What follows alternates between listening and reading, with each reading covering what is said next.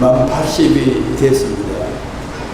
제가 80을 맞으면서 제가 이런 생각을 했습니다. 세상에 살면서 가장 쉬운 일이 뭐고 가장 어려운 일이 뭘까? 여러분, 뭐가 가장 쉬운 일이라고 생각하세요? 세상에 살면서 가장 쉬운 것이 나이를 먹는 겁니다. 나이를 먹는 게 가장, 열심히 살아도 나이를 먹고 게으르게 살아도 나이를 먹습니다. 두 번째는 자기하고 약속을 지키는 겁니다. 자기하고 약속을 지키는 게 가장 어려운 일이라고 생각했어요. 약속을 지키는 것은 그 사람의 인격을 이야기하는 겁니다. 이 나라 정치인들이 자기들의 말을 약속을 지키고 있습니까? 이 나라에 정의가 있고 공정이 있습니까? 지금 있잖아요. 자기들의 약속을 전혀 지키지 않는 나라를 들어갔어요. 저는 여수 아파트 조그만 돌산이라는 섬에서 자랐습니다. 정말 배고픈 삶을 살았어요, 저희들. 그래서 초등학교 다니면서 거의 고구마만 먹고 자랐어요. 그래서 한때는 고구마를 안 먹었어요. 하도 고구마를 먹고 질렸기 때문에. 그 작은 삶에서 자라면서 겨울바다를 그렇게 좋았어요. 폭풍에는 겨울바다를 그렇게 좋아했어요. 왜 그렇겠어요? 그 섬을 탈출하고 싶었어요. 그 육지 와서 살고 싶었어요. 그 삶을 살면서 초등학교 다니면서 제 꿈이 하나 있었습니다. 수학자가 되는 게 꿈이었습니다. 수학자가 되는 게. 근데 여수고등학교를 다니면서 3년 동안 도시락을 가지고 학교가 기억이 없어요. 그렇게 우리는 배고픈 세대를 살았습니다. 그래서 대학을 가려고 담임선생님을 찾아가서 제가 그랬어요. 제가 수학과를 가겠습니다. 이 담임선생님이 날 이렇게 쳐다보더니 딱 한마디 하셨어요. 가난한 사람은 수학을 하는 게 아니에요. 그래서 제가 수학을 포기를 했어요. 제가 그분을 만나지 않았으면 아마 수학자 길을 갔을 거예요. 그래서 저는 그 인연을 지금 만일 그분을 만나지 않았으면 저 인생이 완전히 바뀌었을 거예요. 그 사람과의 만남이 얼마나 중요한 거죠. 행복한 삶은 좋은 만남이 많은 삶이 행복한 삶입니다. 오늘 여러분과 만남이 정말 좋은 만남, 우리 모든 이 행복한 삶으로 승화되었으면 하는 마음이 간절합니다. 자, 원자력. 원자력이 어떤 의미가 있을까요? 국가가 제대로 살아있으려면 세 가지가 필요합니다. 하나는 국가 안보가 제대로 지켜야 돼요. 훌륭한 군대가 있어야 돼요. 두 번째는 식량 안보. 국민이 먹을 음식이 있어야 돼요. 세 번째는 에너지 안보가 있어야 됩니다. 연료가 있어요. 전기가 있어야 돼요. 그런데 원자력은 국가 안보와 에너지 안보를 지킬 수 있는 최선의 수단입니다. 저희 나라는 천연 자원이 전혀 없는 나라예요. 아무것도 없는 나라예요. 우리가 원자력이 아니었으면 여러분이 이렇게 싼 전기를 쓸 수가 없었어요. 그래서 원자력은 그런 면에서 굉장히 중요한 일이 있어요. 여기 보니까 지금 지구 환경에 대한 얘기가 있는데, 여러분이 스티브 호킹스라는 물리학자를 아실 거예요. 살아있는 인간으로서 신에 가장 가까운 인간을 스티브 호킹 박사를 그럽니다. 몇 년 전에 돌아가셨어요. 그분은 50년 동안 휠체어를 타고 살았어요. 무기력병을 앓으면서. 그분이 죽기 전에 세 가지 경고를 했어요. 첫째 경고가 뭐냐, 기후변화가 인류를 멸망시킬 수도 있다. 기후변화가. 두 번째가 뭐냐면은, 태양계에 있는 그 아스테로이드, 위성이 소행성이 지구와 충돌을 하면은 지구가 엄청난 재난을 받을 거다. 세 번째가 펜테닉이 요즘은 코로나 이야기를 했었습니다. 이 태양계 안에 한 10,000개의 소위성이 존재해요. 그런데 그 중에 2,080개 중에 하나만 지구하고 충돌하면 지구가 엄청난 피해를 당하게 되어 있어요. 지금 기후변화, 그 팬데믹 여러분이 우리가 피부를 눕고 있는 겁니다. 우리가 이걸 어떻게 해결할 수 있을 것 같아요? 우리가 매일 느끼는 이 기후변화를 걱정하는 사람이 별로 없어요. 제가 원자력 기술 작업을 하면서 슬픈 이야기를 좀 하겠습니다. 자, 2006년에 북한이 핵실험했던 소식을 연구소에서 전해 듣고 밤새도록 잠을 한 잔도 못 잤어요. 저는 술을 저지는 안 하는 사람입니다. 그날 이렇게 술을 먹고 화를 다스렸어요. 2009년에 아랍에미리트에서 우리 원자로 3개를 수출한다는 그 사인하는 것을 TV로 보면서 그날은 너무 행복해서 밤새도록 눈물을 흘리면서 글을 썼습니다. 그 글이 뭐냐면 역사와 신화를 창조한 한국 원자력 기술 재래라고 그랬었어요. 역사와 신화를 창조한 한국 원자력 기술. 그러면서 저기 그런 말을 써요. 오늘은 대한민국이 원자력 식민지로부터 독립된 나라라고 그랬었어요. 자, 해방 후에 한국의 모습이 어떤 모습이었습니까? 나무 힘에 빌려서 독립은 가졌지만 문화식민지, 경제식민지, 기술식민지였습니다. 해방이 돼서 모든 것이 해결된 거 아니었어요. 여전히 곡식 남은 나라에서 어디서 먹었고 에너지 없는 삶을 살았고 기술도 골고루 살았어요. 저는 79년에 박정희 대통령을 부름을 받고 대도 연구단지에 맨 먼저 온 사람 중에 하나 있습니다. 그해 제가 3월에 한국으로 왔는데 10월 달에 박정희 대통령이 돌아가셨어요. 가지고 원자력 연구소가 엉망진창이 됐습니다. 그래서 왔던 사람들이 많이 떠났어요. 원자력 연구소. 그래서 저도 갈등했던 사람이 대학을 갈 거냐, 여기 남아있을 거냐. 그러다 그렇게 연구소에 남아있었습니다. 그 당시에 박정희 대통령이 돌아가시고 원자력 연구소 없으라 그랬어요. 그래서 원자력 연구소 완전히 없어질 뻔했는데 82년에 1년에 원자력 연구소 없었는데 이름을 바꾸라. 그래서 하루아침에 원자력 연구소가 한국에너지연구소로 이름이 바뀌었습니다. 그래서 제가 언론에 글을 썼어요. 제2의 추억의 창시금이라고 그랬어요. 우리가 독립국인데도 우리가 갖고 싶은 이름도 못 가진 시대가 있었어요. 그 이름을 9년 후에 1991년에 다시 원자력 연구소 이름 찾았어요. 저는 한국에서 가장 핵물질을 많이 만지고 살았습니다. 대한민국에서 저보다 아마 방사선을 많이 맞고 사는 사람은 없을 거예요. 반핵의 주장이 옳다면 저는 이 자리에 벌써 갔어요. 근데 아직은 건강하게 지금도 열심히 활동을 하고 있습니다. 저는 산증인입니다. 30년 동안 핵물질 만지고 살았으니까요. 제가 원자력 기술 재료하면서 얻은 게 딱 하나였어요. 우리 대한민국 국민이 세계 어느 나라 국민보다 우수하다는 것을 한 겁니다. 세계에서 가장 짧은 시간에 작은 돈으로 원자력 기술 재료를 했었어요.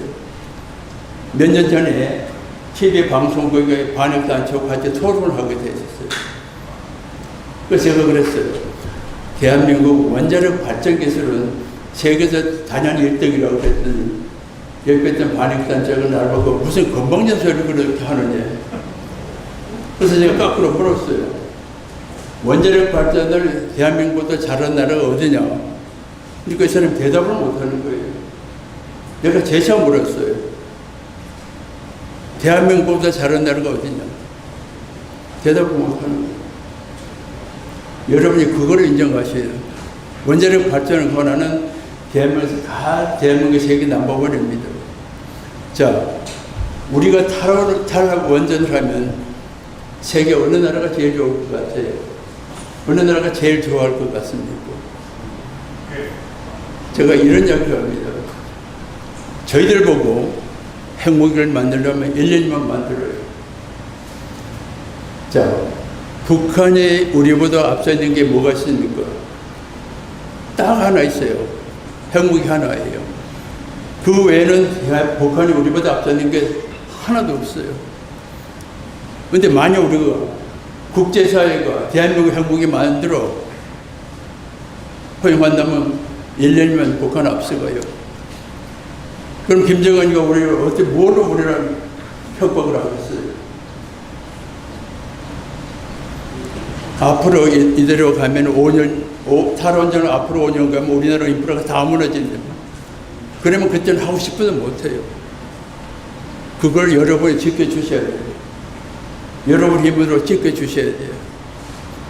우리가 핵무기를 만들 수 있는 능력을 가지고 있다고 그것은 어마어마한 겁니다. 그게 만들지는 않지만 그런 잠재력을 우리가 보유하고 있던 것은 정말 대단한 거거든요. 자, 그럼 두 번째 어느 나라가 제일 좋아할 것 같아요? 바로 중국입니다. 원자력 발전 해외 수출의 경쟁이 중국과 우리가 경쟁을 하고 있어요. 근데 세계 어느 나라도 중국 원자력 발전소를 선호하는 나라가 없어요. 다 대한민국을 선호합니다. 근데 우리가 만약에 탈원전을 하면은 우리가 원자로를 못 팔아요.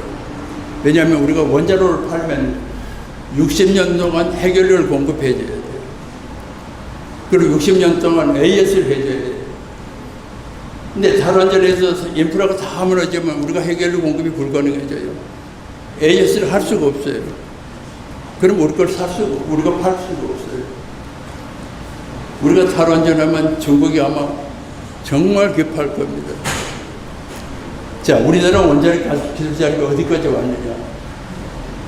우리나라는 유일하게 3가지 원자로를 수출하는 나라입니다. 제가 2000년에 아랍에미리트를 방문했었어요. 그 사막에 건설한 도시를 보고 너무나 충격을 받고 왔었어요. 아랍에미리트가 원자로를 도입한다니까 세계가 깜짝 놀랐어요. 자, 국왕이 원자로 이제 우리 아랍에미리트 원자로 수출할 때 해외 기자가 물었어요. 국왕한테. 너희 나라 땅에 아직도 100년을 쓸 수 있는 기름이 땅에 묻혀 있는데 무슨 원자력을 하느냐. 그러니까 이런 데서 제가 20년 전에 그분 했던 이야기입니다. 자기 할아버지 때는 낙타를 타고 다녔다. 자기 아버지는 비행기를 자동차로 여행을 다녔다. 나는 지금 비행기로 여행을 하고 있다. 아마도 우리 아들은 우주선을 타고 여행을 할 거다. 그런데 잘못하면 우리 손자는 다시 낙타를 탈는지도 모른다. 그래서 우리는 100년을 위해서, 100년 후를 위해서 원자력을 하는 거다. 이렇게 말합니다. 100년을 준비하는 국가 원수가 있어요. 석유 산유국이 원자력을 건설하는 것은 20세기 불가사입니다. 제가 어디에 글을 썼어요. 21세기 불가사의 2개. 하나는 산유국의 원자력 발전소를 건설하고, 하나는 세계에서 원자력을 가장 잘하는 나라가 탈원전하는 거라 제가 글을 썼어요. 모든 나라들이 원자력 기술자를 그렇게 애를 쓰는데 우리는 역격을 하고 있어요. 대통령이 아랍에미리트 바라크 원자력 발전소 건설 현장에 가서 뭐라는 줄 알았어? 원자력 발전은 신의 축복이라고 그랬어요. 그리고 체코 가서는 40년 동안 사고 한 번 하는 가장 안전한 원자로가 대한민국이라고 그랬어요. 근데 한국에 와서는 탈원전 한다고 그래요. 어떻게 국가 원수가 해외를 다니면서 그런 얘기를 할 수가 있느냐. 자, 우리는 그 대형 상용 원자로 1400만 킬로와트 그 원자로는 석산을 쓰면요 1년에 330만 톤의 석산을 써야 돼요. 그런데 우라늄 쓰면 1톤이면 돼요. 330만 톤의 석산을 대면 탄산가스가 1000만 톤이 더 나와요. 그게 어마어마한 겁니다. 자, 두 번째 원자로는 스마트라고 하는 원자로. 제가 이 원자로 연구소장에서 가장 중점적으로 개발에 정신을 썼던 게 그건데, 그것은 해수 잠수화 원자로입니다. 전기를 만들어서 반은 해수 잠수를, 바닷물을 잠수로 만들고 반은 동력으로 쓸 수가 있어요. 그것은 원자력 잠수함에 실으려고 제가 개발했던 겁니다. 자, 보통 원자로는 디젤로 차가 움직이고 비행기, 잠수함이 있습니다. 그 디젤을 태우려면 산소가 어마어마하게 필요하죠. 그래서 이틀 이상 물속에 못 있어서 위에 올라와서 공기를 가지고 내려가야 돼요. 근데 원자로를 실으면 6개월 동안 산소가 필요 없어요. 원자로가 좀 움직이고. 그리고 디젤 원자력 발전소는 디젤 잠수함은 소리가 나서 위에서 금방 찾아요. 근데 원자력 잠수함은 못 찾아요. 소리가 나지 않습니다. 전기로 비행기, 그 잠수함이 움직이기 때문에. 그래서 그 당시에 해군 제독을 만나가지고 원자력 잠수함을 실시되 원자로 우리가 개발할 테니까 연금을 좀 주시오. 그래서 개발한 겁니다. 근데 그것은 두 가지를 목적으로 했어요. 하나는 원자력 잠수함이 있을 수 있고, 하나는 작은 도시에, 그래서 사우디아라비아에서 그걸 건설하겠다 그런 겁니다. 작은 도시에 바닷물을 잠수하고 전기를 만들어서 조그만 하나만 20만 도시가 물 흐르고 전기 걱정 안 하고 살 수 있어요. 그래서 이미 다 개발이 끝났습니다. 세 번째는 용경 원자로입니다. 원자로 연구소에서 우리가 가지고 있는 하나로 용경 원자로가 있는데 요르단에 수출을 했어요. 그래서 2년 전에 가동을 해서 이미 가동을 하고 있습니다. 세계에서 유일하게 세 가지 원자로를 건설해서 수출하는 나라가 우리나라입니다. 그리고 외국의 원자력 발전소로서 미국에 지을 수 있는 원자로가 유일하게 한국형 표준 원자로. 그래서 미국 NRC에서 우리나라 원자로를 승인을 해줬어요. 그렇게 세계 최첨단의 원자력 기술을 나른 우리나라가 하루아침에 판도라라는 영화 하나 때문에 다 무너지게 됐어요. 정말 이게 열이 나서 살 수가 없는 거예요. 자, 원자력 기술을 잘 한다.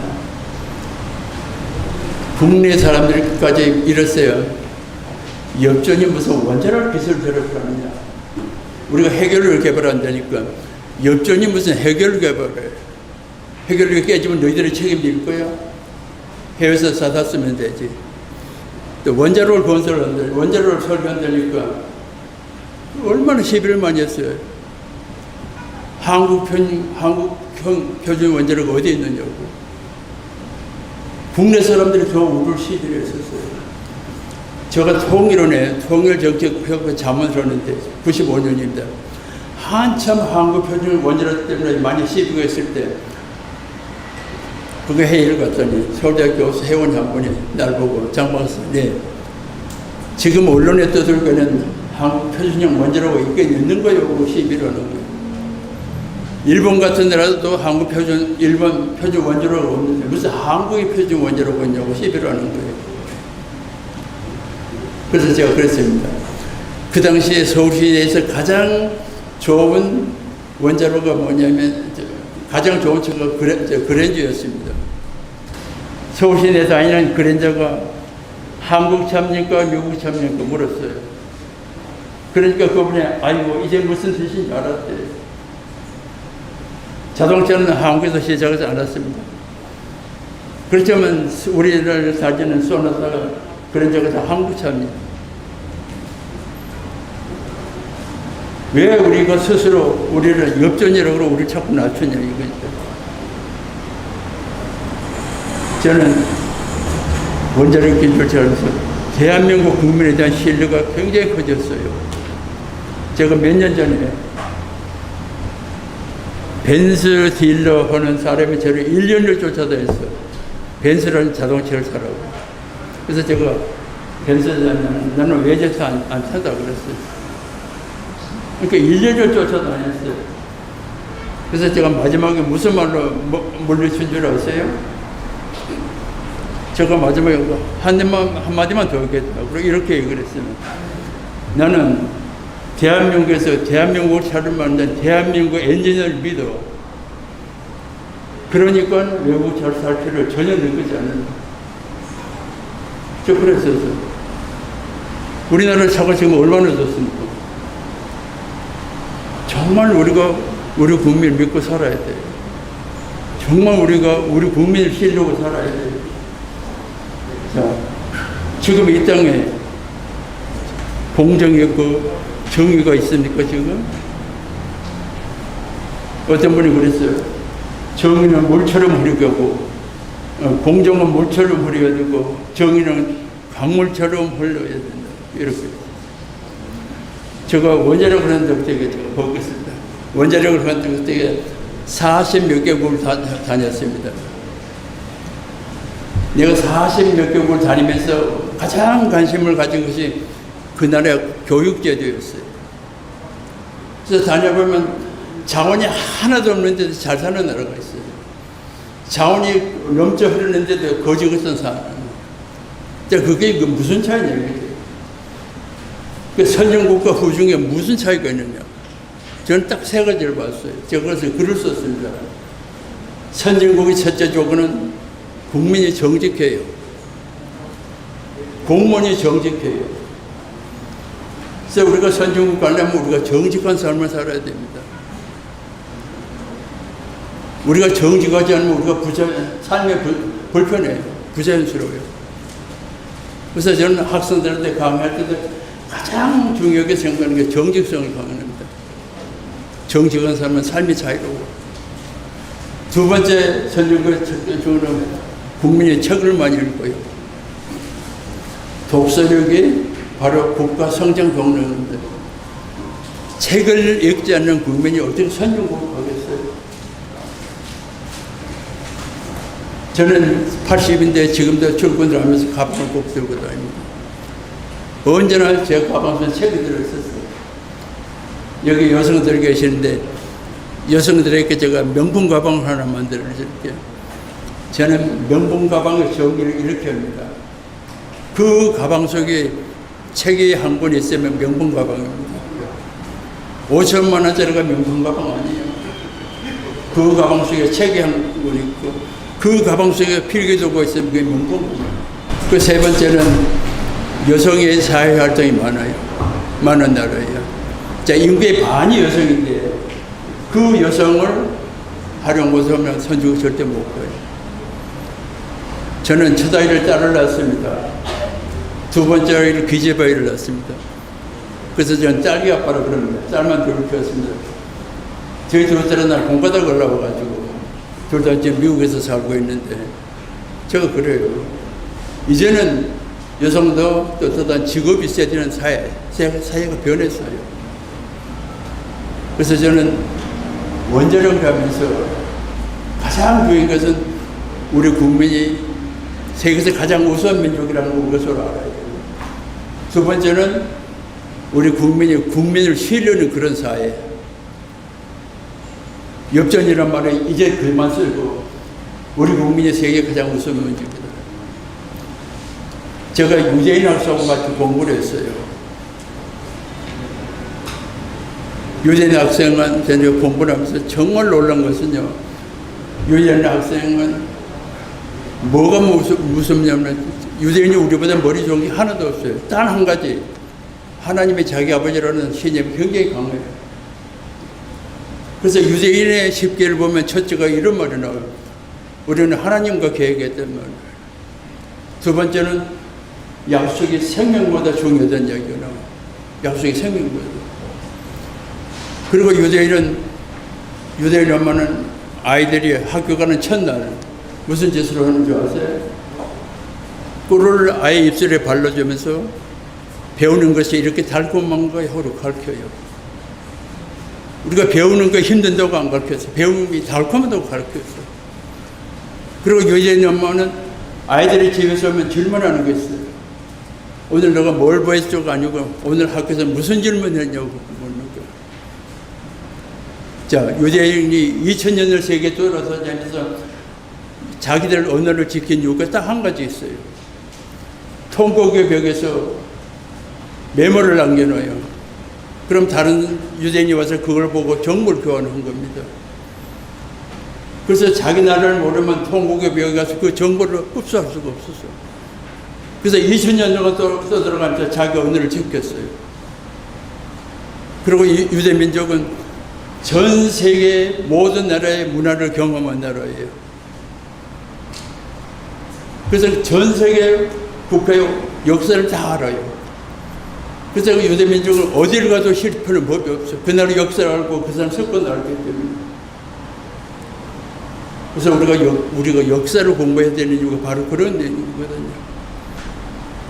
저는 그래서 많은 학생들한테 우리 한글을 지키자, 우리 문화를 지키자 하는 얘기를 합니다. 그리고 우리의 미래는 어떻게 보면은 원자력에 있어요. 자, 원자력은 기후온난화가 문제, 더 중요한 것은 원자력을 하는 것은 Atoms for Humanity. 원자력은 어떻게 보면 인류의 애입니다. 지구상의 인간을 지키는 것이 바로 원자력이라고 생각해요. 그래서 오늘 이런 기회를 통해서 여러분이 원자력을 많이 사랑해 주시고 이 정부가 원자력을 다시 할 수 있도록 많은 격려와 사랑을 부탁드립니다. 감사합니다.